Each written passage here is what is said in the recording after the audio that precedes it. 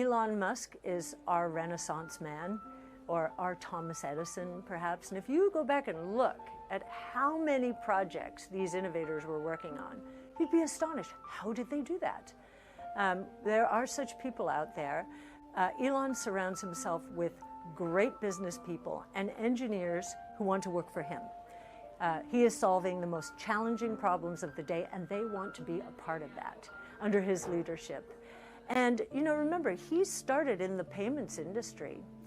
So we could actually see Twitter, and now we just started a public-private crossover fund. Twitter is in that fund because we do believe that Twitter, Elon certainly believes in vertical integration. He has the payments experience. He and Jack Dorsey seem to get along very well, and we're talking quite a bit, as we learned from the documents that came out over the court cases. And so I think even Twitter could make a run at digital wallet, not just for financial services, but for commerce. So that's one. And then you'll remember, I don't know if you remember, but do you remember Vine?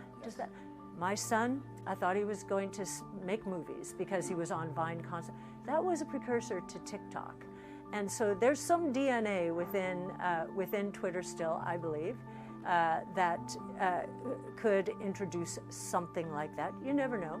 And then one of my first experiences as an equity analyst was in newspapers. And believe it or not, they were the rising stars of that day. And this subscription advertising model is a very smart move if he goes in that direction. The verification, that little check, is very important to people and could help clean up the platform considerably. Truly disruptive innovation started declining in February of 21, while the market soared to all-time highs in 21, and now the rest of the market is suffering as well. So vaccine, people going back to work, supply shock. The businesses had shut down, wondering if they would ever reopen their doors, right?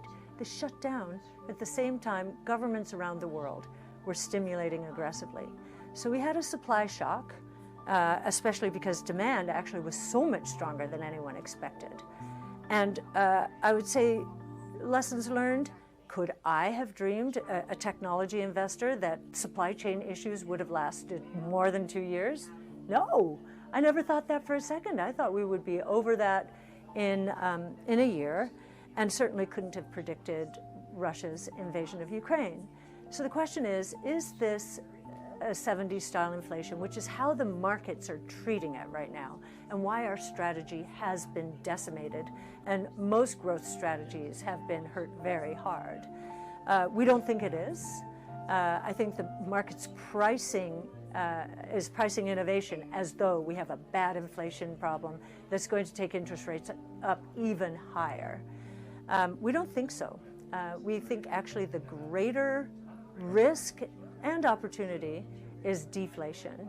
I think we're going to start seeing deflation on a month-to-month basis. We're already seeing commodity prices come down. They've broken down, many of them.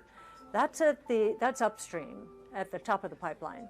At the bottom of the pipeline, around the world, we're seeing a massive inventory overhang as we're heading into the holiday season. How will they clear that?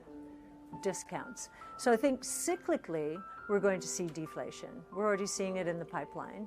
Secularly, we will also see deflation.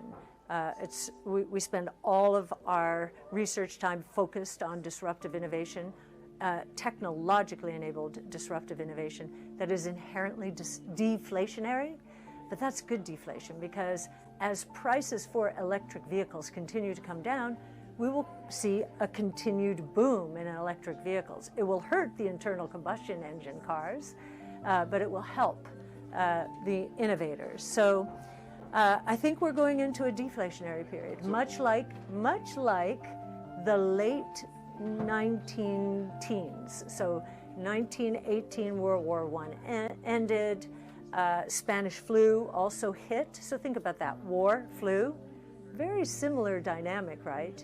And the other similar dynamic was 3 major innovation platforms that were going to transform the world: telephone, electricity, and automobile. They were all scaling exponentially.